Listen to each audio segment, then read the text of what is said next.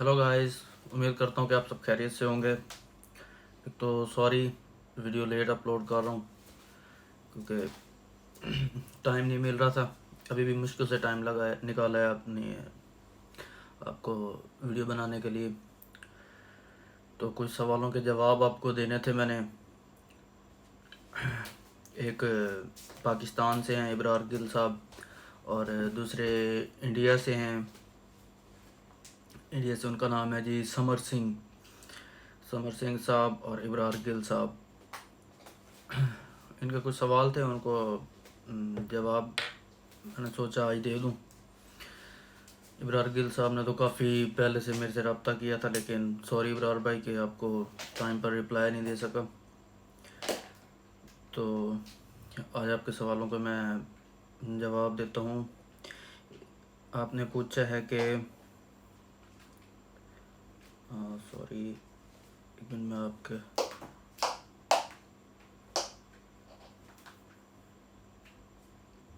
Lifestyle कैसा है।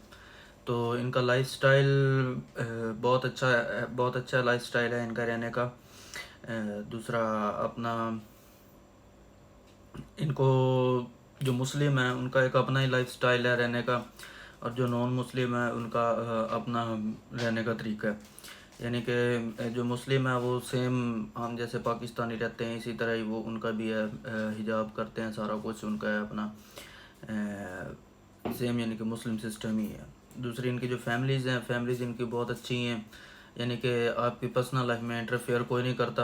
आप ये अपनी लाइफ है, आप अपनी लाइफ गुजारो उसमें।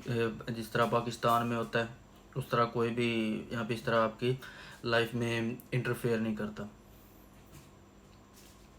और दूसरा इस्लामिक लिहाज से थाईलैंड अच्छा है। अगर आप मुसलमान हैं तो आपको यहाँ पे कोई तंग नहीं करता कि जिस तरह आप बराबर ही हैं, आप मुस्लिम हैं या गैर मुस्लिम हैं, सबको बराबर ही देखा जाता है।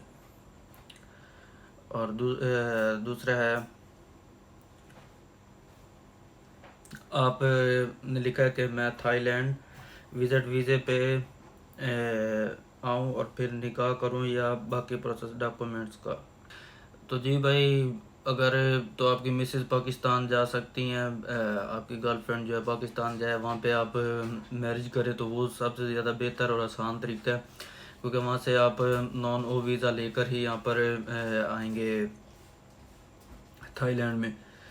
तो यहाँ पे अगर आकर आप नॉन ओ वीज़ा लेते हैं तो यहाँ पे बहुत मुश्किल है। यहाँ पे पहले आपको विजिट वीज़े को पहले कन्वर्ट करवाना पड़ेगा वर्क वीज़े में, जो होगा तकरीबन नॉन बी वीज़ा कहते हैं उसे। नॉन बी वीज़ा आपको 3 माह का पहले मिलेगा। उसमें होता ही है कि यहाँ की जो कंपनीज़ हैं वो आपको इनका लेबर लॉ है कि 3 माह ये आपको पहले चेक करते हैं, फिर उसके बाद आपको परमानेंट कंपनी में जॉब देते हैं। अगर उस 3 माह में अगर आपको भी कंपनी अगर अप्रूवल लेटर देती है कि हाँ भाई हमें ये बंदा काम के लिए ठीक है, सूट करता है, और हम इसको आगे साल का वर्क वीज़ा देना चाहते हैं, तो उस बेस पे आपको वो वर्क वीज़ा मिलेगा आपको अगले साल का। तो ये बहुत एक्सपेंसिव पड़ जाता है, क्योंकि उसके बाद आपने नॉन भी लगवाना है, वो तकरीबन आपको यहाँ पे 30 से 40 हज़ार बाट में मिलेगा। उसके बाद फिर आपने साल का लगवाना है, वो फिर 30 से 40 हज़ार में आपको लगेगा। फिर उसके बाद आपको जाके नॉन ओ के लिए आप अप्लाई कर सकते हैं। अपना आपका जो विज़िट जो वर्क वीज़ा उसको आप नॉन ओ में कन्वर्ट करवा सकते हैं, लेकिन वर्क वीज़ा आपको फिर भी लेना ही पड़ेगा। तो इससे अच्छा है कि आप नॉन ओ वीज़ा अगर पाकिस्तान से लेके आते हैं तो इससे आगे आप यहाँ पर आके उसी नॉन ओ को साल में कन्वर्ट करवा सकते हैं। फिर आप काम भी उस पर कर सकते हैं, इतना कोई नहीं उस पर पूछा जाता है, इतनी पकड़ दकड़ नहीं है नॉन ओ पर। तो ये आपके तकरीबन सिंपल से ही सवाल थे। अब यकीनन आपको समझ आ गई होगी इन आपके सवालों के जवाब की। और दूसरा आपने लिखा है कि हाँ, फैमिलीज़ फैमिलीज़ इनकी बहुत अच्छी हैं। यानी कि आपने अगर थाईलैंड की से शादी कर ली है ना, तो आपको हर कोई आपको रिस्पेक्ट करेगा। इनकी फैमिलीज़ में ये नहीं कि आपको कोई कुछ नहीं कहेगा, बल्कि रिस्पेक्ट करेंगे सारे आपके, और एक किस्म के आप हाफ थाई नेशनैलिटी हो जाएंगे। तो ये आपके कुछ सवाल थे, तो जिनका आपको जवाब मिल गया और इंशाल्लाह आपको समझ भी आ गई होगी। और दूसरे हमारे भाई हैं इंडिया से समर सिंह साहब कुछ सवाल पूछना चाहते हैं। एक तो समर भाई, आपने मुझे व्हाट्सएप पर मैसेज किया था कि एक इंडियन का एजेंट है जो आपको यहाँ पे थाईलैंड लेके आना चाहता है ऑन अराइवल, और उसके बाद आपको कह रहा है कि यहाँ पे आप इलीगल रह के काम करें। तो समर भाई, ऐसी गलती कभी भी ना करना। यहाँ पर आप इलीगल कितना रह लोगे, यहाँ पे कोई पता नहीं लगता, किसी टाइम भी सख्ती होती है, फिर जो इलीगल होते हैं उनको कमरों में से उठा के वो वापस जहाज़ पे फेंकते हैं। तो इलीगल आप ना ही हो यहाँ पर आके तो बेहतर है। अब वहाँ से वीज़ा लगवा कर, भले ही आपको विजिट वीज़ा मिल रहा है, विजिट वीज़ा स्टिकर वीज़ा लेकर यहाँ पर आएँ और आप अपना यहाँ पे आके काम कर सकते हैं लीगल तरीके से।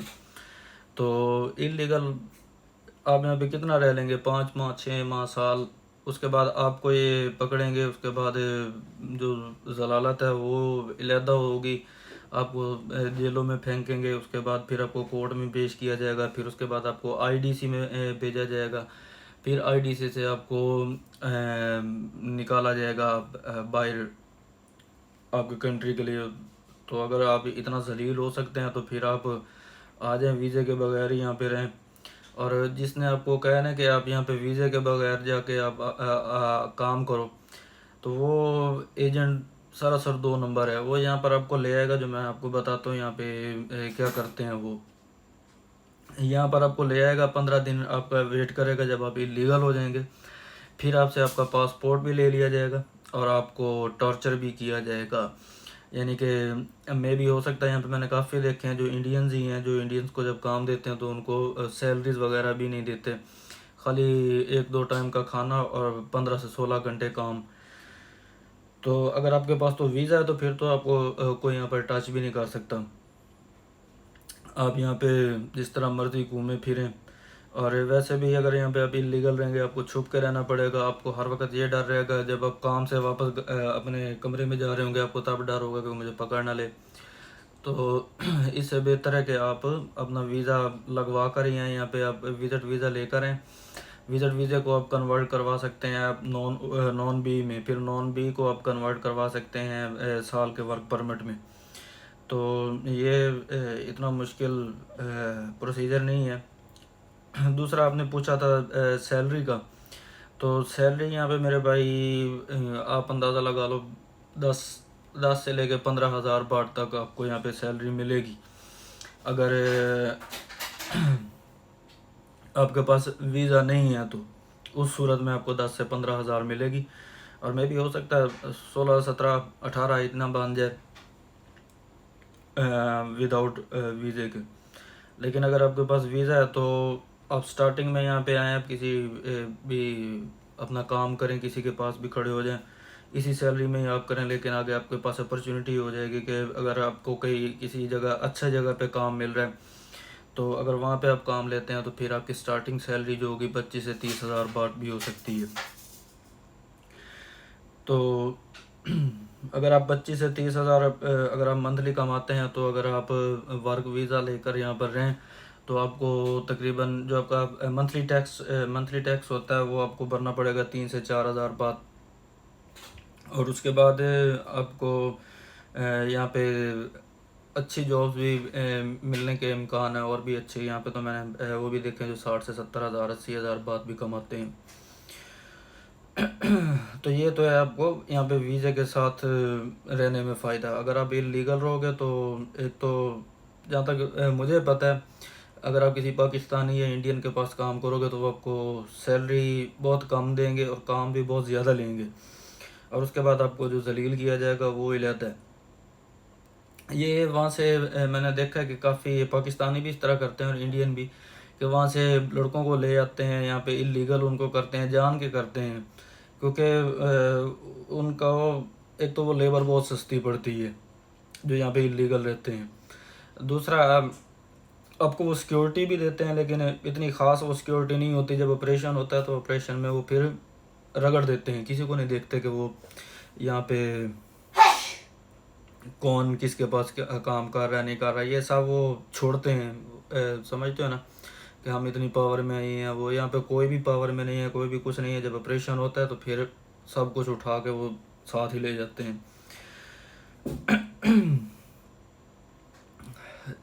जहाँ तक तो मेरा है, पाकिस्तानी हो या इंडियन हो, जो भी हो, तो जब आप लोग यहाँ पर आते हो ना, तो यहाँ पे यार कोशिश करो कि आप थाई कंपनी में काम ढूंढने की कोशिश करो लीगल रहकर। क्योंकि एक तो वो आपको वीकली डे ऑफ देंगे आपको, और दूसरा यहाँ पे आपको काम इतना नहीं लेंगे। यानी कि आपकी अगर थाई कंपनी में जॉब है, आप 7 से 8 घंटे ये आपकी टाइमिंग होगी, 8 से 9 घंटे। कुछ कंपनी तो खाली 3-4 घंटे भी आपसे काम लेती हैं। तो समीर भाई, मेरा तो आपको यही है कि समर सिंह साहब, मेरा तो आपसे यही है कि आप यहाँ पे इलीगल हो, इलीगल मत आना। सोचना भी ना जो आपको एजेंट कह रहा है कि मैं आपको ले जाता हूँ इलीगल रहना, उसके दो मुंह पे चपेड़े मारो। और इनकी वेबसाइट है थाई एम्बेसी की, आप उसके ऊपर उनकी सारी डॉक्यूमेंटेशन लिखी हुई होती है, वो डॉक्यूमेंट्स आप पूरी करें और जाके आप खुद वीज़ा अप्लाई करें। किसी एजेंट को आप पासपोर्ट अपना मत दें। और यहाँ पे आके आप 1-2 दिन में यहाँ पर आकर आप रहें, किसी होटल में रह लें। यहाँ पे चीप होटल रेस्टोरेंट भी हैं, होटल वगैरह और एक्सपेंसिव भी हैं। आप कोई देख लें, कोई अच्छा सा रेस्टोरेंट या सॉरी होटल, वहाँ पे आके आप अपना कमरा बुक करें, 1-2 दिन वहाँ पे रहें। और यहाँ पे कमरे मिल जाते हैं रेंट पे, 3 से 5 हज़ार 6 हज़ार तक अच्छा कमरा मिल जाता है। और यहाँ पे आके आप पहले कमरा ढूंढें, उसके बाद आप जॉब के लिए अप्लाई करें। तो उम्मीद है कि आपको जॉब मिल जाएगी। पहले तो कोरोना वायरस से पहले तो यहाँ पे जो भी आता था ना जॉब के लिए, जॉब मिल जाती थी। अब देखते हैं कोरोना वायरस के बाद क्या हालात होते हैं जॉब्स के, मुश्किल होंगी कि आसानी होगी। तो ये आपने सोच समझ के स्टेप उठाना है। दूसरे आपका सवाल था कि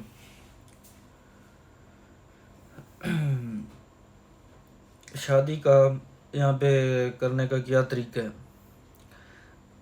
समर भाई, शादी तो तभी हो सकती है ना जब आपके पास कोई लड़की होगी।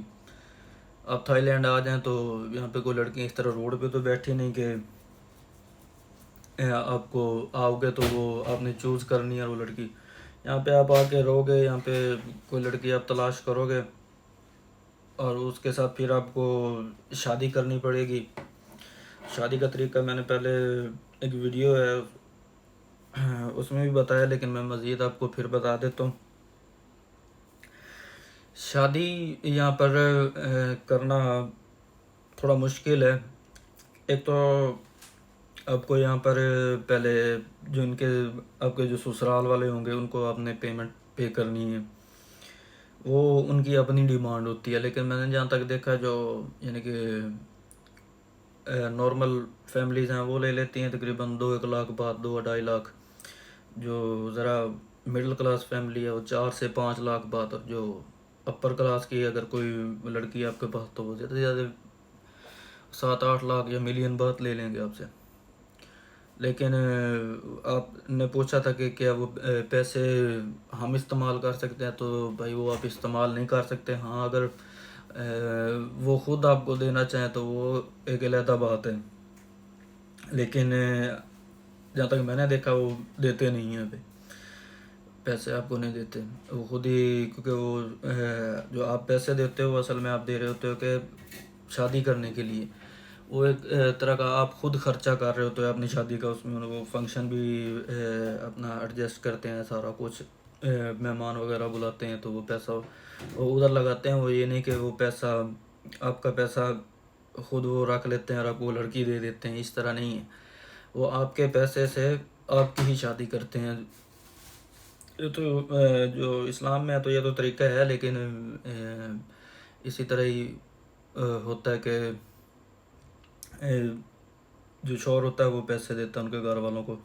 तो इसी तरह इधर भी यही तरीका कि आपने जिस लड़की से शादी करनी है आपको पैसा देना पड़ेगा। हमारे पाकिस्तान या इंडिया की तरह नहीं है यहाँ पे कि हम लड़की वाले पैसा पे करें। यहाँ पे आपको अगर जहेज़ आपको देना पड़ेगा, ये आपको कुछ नहीं देंगे, ये खाली आपको लड़की देंगे। तो दूसरा जो तरीक़ेकार है वो यहीं पे है, जब आपकी शादी हो जाएगी यहाँ पे आपको एक सर्टिफिकेट मिलेगा, मैरिज सर्टिफिकेट होता है। उसके बाद फिर वो अपने फॉरेन अफेयर से अटेस्टेड करवाना है। दूसरा इंडिया से जब आप आओगे तो आपने आपने अनमेरिड सर्टिफिकेट लेकर आना है, अनमेरिड डॉक्यूमेंट्स, वो फॉरेन अफेयर से रजिस्टर्ड भी होना चाहिए और आपकी यूनियन कौंसल से भी रजिस्टर्ड होना चाहिए। तो जब यहाँ पे आप शादी करोगे तो वो डॉक्यूमेंट्स यहाँ पे आपके लगेंगे। और दूसरा जॉब का मैंने आपको बता दिया। वीज़ा जो आपने अप्लाई करना है वो इतना मुश्किल नहीं है। आपने खाली अपना पासपोर्ट और अपना आईडी कार्ड की कॉपी और 4 तस्वीरें आपने साथ ले जानी है, फ़ीस आप ले जाना है, बैंक स्टेटमेंट ले जानी है आपने, और एक लेटर आपने लिखना है कि आप थाईलैंड किस मकसद के लिए जा रहे हैं। तो ज़ाहिर है आपने विज़िट के लिए आना है, तो आप विज़िट के लिए लेटर लिखेंगे। तो ये सारा कुछ लिख के, और एम्बेसी की फ़ीस है पाकिस्तान में तो है मेरे को 5,000 रुपये है वीज़ा फ़ीस। इंडिया का मुझे नहीं पता, इंडिया में कम 2-2,500 होगी या 3,000। तो ये आपने खुद जाके डॉक्यूमेंट्स आपने ले जाने हैं, इतने में आपका वीज़ा लग जाना। जो टिकट होनी है, टिकट आपकी कंफर्म होनी चाहिए, रिटर्न भी और आने की भी। तो ये 2 टिकटें आपकी कंफर्म होनी चाहिए। उसके बाद आप एक टिकट यूज़ कर सकते हो, जब थाईलैंड आ जाओ तो एक टिकट या पैसे वापस ले लेना। तो ये छोटा सा है। अगर दूसरा, मेरे जो नए आने वाले व्यूज़ हैं या जो भी जितने भी चैनल सब्सक्राइब नहीं किया, प्लीज़ एक तो चैनल को सब्सक्राइब करें, वीडियो को लाइक करें और नीचे कमेंट्स ज़रूर दिया करें कि आपको वीडियो कैसी लगी। और अगर आपके पास कोई सवाल हो तो आप कमेंट्स में भी कर सकते हैं, और मैं अपना फेसबुक आईडी और नीचे डिस्क्रिप्शन में मैं अपना नंबर भी लिखता होता हूँ, तो आप वो भी देख के मुझे व्हाट्सएप पे भी अगर आपने कोई पूछना है तो मैं आपको जवाब देता हूँ। मुझे भी ये अबरार गिल और समर सिंह साहब ने नेट से मेरे से रब्ता किया, उन्होंने कुछ सवाल पूछे हैं, तो मैंने सोचा वीडियो में बता दूँ ताकि कोई और भी हो तो देखे तो उसे समझ आ जाए। बाकी दूसरा, एजेंटों से भाई आपने बचना है, एजेंट आपकी चमड़ी उधेड़ के रख देंगे। मैं पहले पाकिस्तान में था तो वहाँ पे जो 1-2 एजेंट थे उन्होंने मुझे बड़ा जलील किया। तो आखिरकार मैंने बाद में ख़ुद ही अप्लाई किया वीज़ा और लिया वीज़ा मैंने। तो उन्होंने मुझे 1.5-2 साल बड़ा रगड़ा है।